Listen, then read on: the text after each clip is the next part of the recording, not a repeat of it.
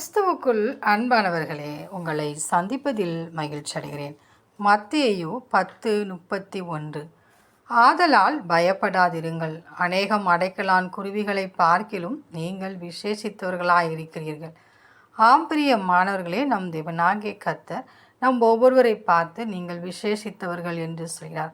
நாம் அவருடைய பார்வைக்கு ஸ்பெஷலாய் காணப்படுகிறோம்.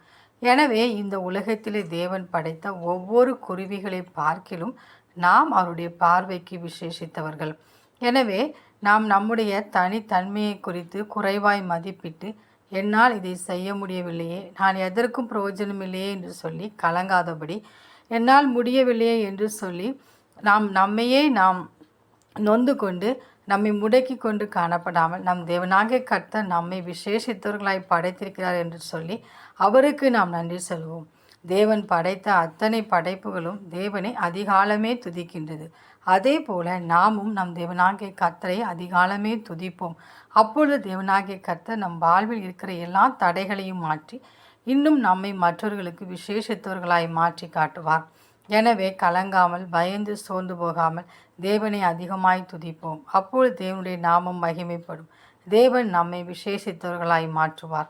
அந்த தேவனின் அன்பு கரங்களை நாம் பற்றி கொண்டு அவரோடு கூட வாழ்வோம். ஆமேன்.